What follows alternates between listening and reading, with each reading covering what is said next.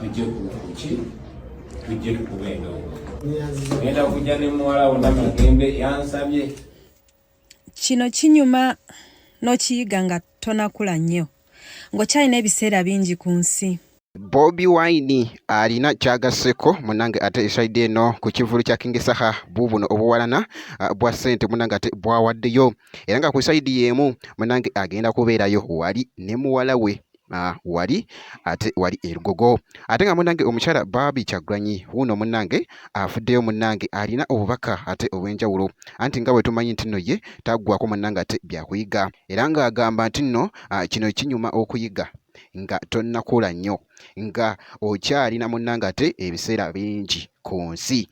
Ngenda kubeera nga munange ate nga nkutandisako ne Bobi Wine ate tulabe munange ate akatambi wali mwana mulenzi King Saha nga wabadde agenzeyo ko wali mu office munange ate ewa Bobi Wine n'akwata munange n'agula tables munange ate wali mu kivulo kya King Saha era nga ku saidi yemu akakasiza nti agenda kubeerayo omukulu Bobi Wine kosa ne muwala we muyite Namagembe era nga bwe tulaba mu katambi awo ate katono nnyo ndyoke nkomewo ate ne Barbie Kyagulanyi.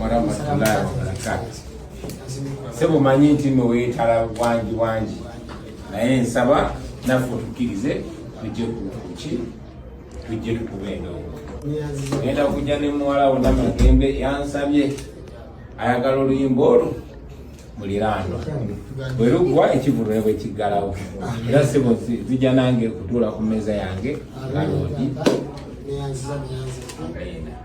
His Excellency naye mmeeza agikonfaminze kati pate ketandike abantu bategeeza nti bajje nga banyumye mbagambye bajje nga banyumye mbagambye bajje nga budde bukyali ate mbagambye bajje nga bangi kyawedde taata byonna mbibagambye tusaba busabi Allah atuwa obwedde mungi fe abaagala okukeera otukoze otya oba twagala okwewala ajjaamu ffe nsaba tukeere munaana muba mugudde mu miryango tugenda kugulawo ssaawa 4 kikiza munaana mbasi namekinze shuwa buli kimu ne baana basotuka musooke mufulume nabagambye ennyadde ndirayo boye baba basooka ne bafuluma kunyabi kandi mekulwisa ssebo salamu aleikum warahmatullahi tunaddamu ssebo amen. Naye nga bwekityo munange ate bwe kikakasiddwa omukulu Bobi Wine agenda kubeerayo ko ate wali erugogo esaidi eyo kigenda kubeera nga kitambuya ddala bulungi nnyo.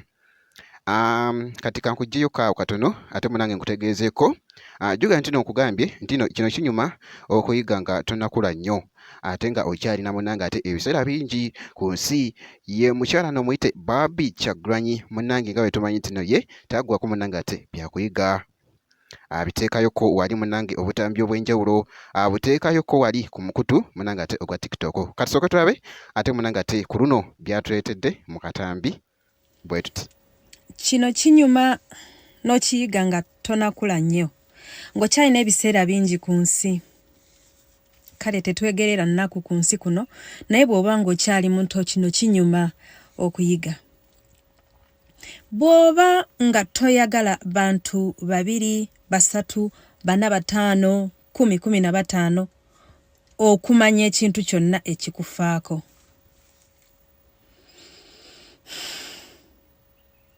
Tonyumizaayo n'omu. Tewenyumyangako kintu ky'otali ready nsi kukumanyaako.